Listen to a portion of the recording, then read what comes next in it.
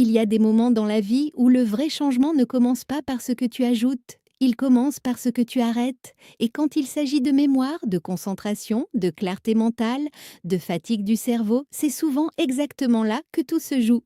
Beaucoup de personnes veulent savoir quoi prendre, quoi manger, quel complément choisir, quelle astuce essayer, quelle habitude adopter pour retrouver un cerveau plus vif.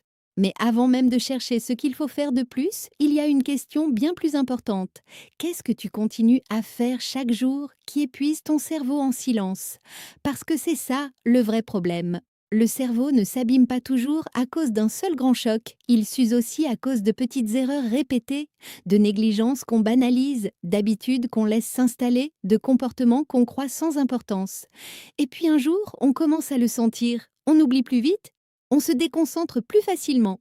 On relit une phrase sans la retenir, on cherche ses mots, on commence une chose, puis une autre, puis on se perd. On se sent plus lent, plus dispersé, plus fatigué mentalement. Et très souvent, à ce moment-là, la réaction est mauvaise. Soit on panique trop vite, soit on banalise trop longtemps. On se dit: c'est l'âge? C'est normal? Ça va passer. Je suis juste fatigué? Je verrai plus tard. Mais parfois, ce plus tard dure trop longtemps. Alors aujourd'hui, on va faire quelque chose de simple, mais de très puissant. On va parler de ce que tu dois arrêter immédiatement si tu veux vraiment soutenir ton cerveau, pas demain, pas quand tu auras plus de temps, pas quand ce sera plus grave, maintenant. Parce qu'avant de chercher ce qui va sauver ton cerveau, il faut commencer par arrêter ce qui l'épuise. La première chose que tu dois arrêter immédiatement, c'est de mépriser ton sommeil. C'est probablement l'erreur la plus fréquente et l'une des plus destructrices. Beaucoup de personnes veulent une meilleure mémoire, une meilleure concentration, plus de clarté mentale, tout en dormant mal depuis des mois, parfois depuis des années. Elles se couchent tard, elles dorment peu, elles se réveillent la nuit, elles ouvrent les yeux fatiguées. Et malgré cela, elles continuent à attendre de leur cerveau qu'il fonctionne comme s'il était parfaitement restauré. Mais un cerveau fatigué ne travaille pas proprement. Il retient moins bien, il trie moins bien les informations, il organise moins bien les souvenirs. Il se concentre moins longtemps. Il devient plus lent, plus confus, plus fragile. Et ce n'est pas un détail, parce que pendant le sommeil, le cerveau ne s'éteint pas. Il travaille autrement. Il consolide, il trie, il récupère, il remet de l'ordre. Quand le sommeil est cassé, trop court, trop léger ou trop irrégulier, cette remise en ordre se fait moins bien. Et petit à petit, cela se voit dans la journée. Tu veux mieux penser? Commence par mieux dormir. Tu veux retrouver plus de mémoire?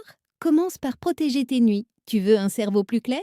Arrête de lui demander la performance sans lui donner la récupération. La deuxième chose que tu dois arrêter immédiatement, c'est la sédentarité. Beaucoup de gens veulent un cerveau vif dans un corps immobile. Ils passent leur journée assis, tendus, fatigués, enfermés dans des habitudes sans mouvement, puis s'étonnent que leur énergie baisse, que leur esprit s'alourdisse, que leur attention devienne plus fragile. Mais le cerveau aime le mouvement. Pas seulement parce que le sport est bon pour la santé, au sens général, mais parce qu'un corps qui bouge mieux crée un terrain plus favorable pour un cerveau qui fonctionne mieux. Quand tu bouges, tu ne travailles pas seulement tes jambes ou ton cœur. Tu soutiens aussi ton attention, ton énergie, ton sommeil, ton humeur, ta circulation, ta stabilité générale. Et tout cela finit par revenir au cerveau. Le problème, c'est que beaucoup de personnes attendent la motivation parfaite pour recommencer à bouger. Elles veulent le bon moment, le bon programme, la bonne forme, le bon rythme. Mais en attendant, elles restent dans l'immobilité. Et cette immobilité devient un climat intérieur. Moins de mouvement, moins d'énergie, moins d'élan, moins de clarté. Et souvent, plus de lourdeur mentale. Alors non, tu n'as pas besoin de devenir un athlète, mais tu dois arrêter de vivre comme si ton cerveau pouvait rester vif pendant que ton corps s'éteint lentement dans la chaise. La troisième chose que tu dois arrêter immédiatement, c'est de négliger ta santé générale comme si elle n'avait aucun lien avec ton cerveau. C'est une erreur énorme. Beaucoup de personnes compartimentent tout. Le cerveau d'un côté, la tension de l'autre, le sucre dans le sang ailleurs, le cholestérol encore ailleurs, le sommeil à part, le stress à part. Mais dans le corps réel, tout est lié. Le cerveau ne vit pas dans un monde séparé. Il dépend de ta circulation, de ta pression artérielle, de ton équilibre métabolique, de la qualité de ton sommeil, de l'état de tes vaisseaux, de ta glycémie, de ton niveau d'inflammation, de ta fatigue globale. Autrement dit, si tu négliges pendant des années ce qui use ton corps, ne sois pas surpris si ton cerveau finit lui aussi par envoyer des signaux. Tu ne peux pas malmener ton système global et demander à ta mémoire d'être parfaite.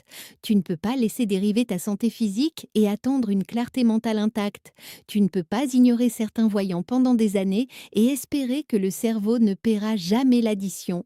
La vraie intelligence, ce n'est pas de séparer les problèmes, c'est de comprendre qu'ils se parlent entre eux. La quatrième chose que tu dois arrêter immédiatement, c'est l'isolement silencieux. C'est un sujet immense et pourtant beaucoup de personnes ne le voient non pas venir. On ne s'isole pas toujours brutalement, on s'isole progressivement, on sort moins, on appelle moins, on parle moins, on se referme un peu plus, on se dit qu'on est fatigué, qu'on verra plus tard, qu'on n'a pas la tête à ça, et peu à peu, les journées deviennent plus vides, plus répétitives, plus silencieuses, plus pauvres en échanges. Mais un cerveau a besoin de liens, il a besoin de conversations, de stimulation réelle, d'interactions humaines, de nuances, de gères, de réactions, d'émotions partagées, de moments où il doit écouter, répondre, comprendre, s'adapter. L'isolement ne fatigue pas seulement le moral, il peut aussi appauvrir le terrain mental. Quand tu t'isoles, ciao, tu réduis peu à peu une partie de ce qui garde ton esprit vivant. Et souvent, tu n'en prends conscience que tard, quand l'ennui, la lassitude, la rumination ou la fatigue mentale ont déjà pris de la place. Donc oui, parfois, soutenir le cerveau commence aussi par quelque chose de très humain. Reparler, se reconnecter, sortir un peu plus, reprendre une place dans le monde au lieu de se refermer dedans. La cinquième chose que tu dois arrêter immédiatement, c'est de négliger ton audition. C'est un point que beaucoup de gens sous-estiment totalement. Ils disent: «Je fais juste répéter. J'entends un peu moins bien, c'est tout.» Les gens n'articulent bousculés. Ce n'est pas si grave. Mais ce qu'ils ne voient pas, c'est que le cerveau paie aussi le prix de cette baisse. Quand tu entends moins bien, ton cerveau doit fournir plus d'efforts pour comprendre ce qu'on te dit. Il doit combler, deviner, reconstruire, faire plus avec moins. Et cette dépense permanente lui coûte de l'énergie mentale. Résultat, il reste moins de ressources pour retenir, pour suivre, pour organiser, pour répondre avec fluidité. Et parfois, ce qu'on croit être un problème de mémoire ou de concentration est d'abord un problème d'information mal captée. C'est pour cela que négliger l'audition n'est pas une petite erreur secondaire. Cela peut peser beaucoup plus qu'on ne le croit sur la qualité de vie mentale. Donc si tu sens que tu fais répéter souvent, que tu montes le son, que tu évites certaines conversations ou que tu te fatigues vite dans les échanges, n'attends pas. Fais vérifier cela. La sixième chose que tu dois arrêter immédiatement, c'est de croire que l'alcool, le tabac ou certaines poitelats ou certaines petites habitudes sont neutres pour ton cerveau. Beaucoup de personnes savent déjà que ces habitudes ne sont pas idéales, mais elles continuent à les traiter comme si leur impact sur le cerveau était secondaire. Or, le cerveau paie lui aussi, ce qui altère le sommeil l'atteint, ce qui fatigue les vaisseaux l'atteint, ce qui brouille la récupération l'atteint. Ce qui use le corps finit aussi par user la clarté mentale. Et souvent, le problème n'est pas seulement l'excès spectaculaire. Le problème, c'est la répétition banalisée. Le petit geste qui semble anodin parce qu'il est devenu familier, le comportement qui n'inquiète plus parce qu'il fait partie du décor. Mais le cerveau, lui, ne juge pas selon l'habitude.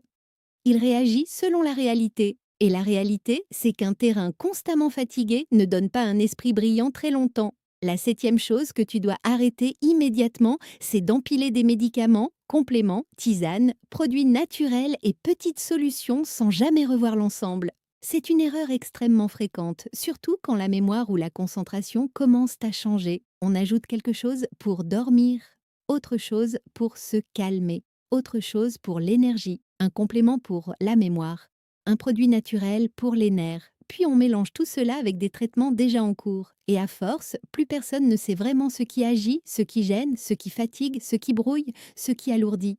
Or parfois, le cerveau n'est pas en train de décliner. Il est simplement en train d'être parasité par un traitement, par une combinaison, par un effet secondaire, par une accumulation mal surveillée. Voilà pourquoi il faut arrêter l'automédication floue. Arrêter d'ajouter au hasard, arrêter de croire que naturel veut dire neutre. Et surtout, arrêter de traiter le cerveau comme un terrain d'expérimentation. La huitième chose que tu dois arrêter immédiatement, c'est de tout mettre sur le compte de l'âge. C'est probablement l'erreur la plus dangereuse parce qu'elle donne une excuse à l'inaction. Oui, certains petits oublis peuvent faire peuvent faire partie du vieillissement normal. Oui, il arrive de chercher un mot. Oui, il arrive d'avoir besoin de plus de temps pour apprendre. Oui, il arrive d'être plus sensible à la fatigue mentale.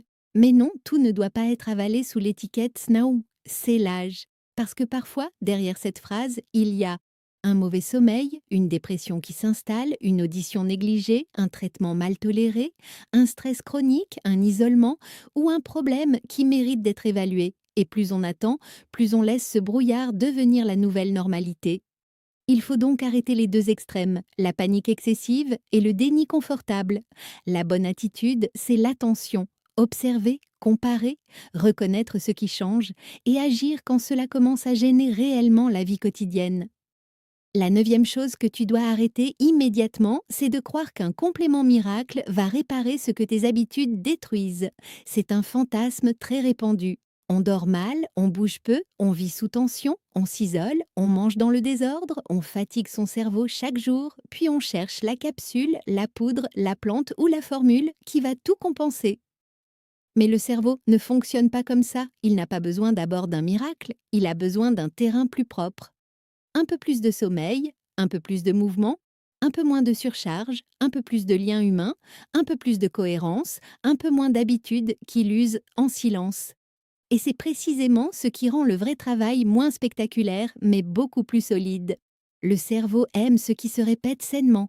Il aime la constance, il aime la récupération, il aime les rythmes plus propres, il aime les choix qui le protègent au lieu de simplement essayer de le stimuler. Alors au fond, qu'est-ce que tu dois arrêter immédiatement? Tu dois arrêter de vivre comme si ton cerveau pouvait tenir indéfiniment sans entretien. Tu dois arrêter de négliger ton sommeil. Tu dois arrêter l'immobilité prolongée. Tu dois arrêter de négliger ta santé générale. Tu dois arrêter l'isolement silencieux. Tu dois arrêter de repousser la vérification de ton audition. Tu dois arrêter de banaliser ce qui use ton cerveau. Tu dois arrêter d'ajouter des produits au hasard. Tu dois arrêter de tout excuser par l'âge. Et tu dois arrêter de croire qu'une seule pilule réparera ce qu'un mode de vie abîme chaque jour, parce qu'au fond, le cerveau ne te demande pas l'impossible. Il te demande surtout d'arrêter de le fatiguer inutilement. Et s'il fallait annoncer à résumer tout cela en une seule phrase forte, ce serait celle-ci. Avant de chercher ce qui va sauver ton cerveau, commence par arrêter ce qui l'épuise.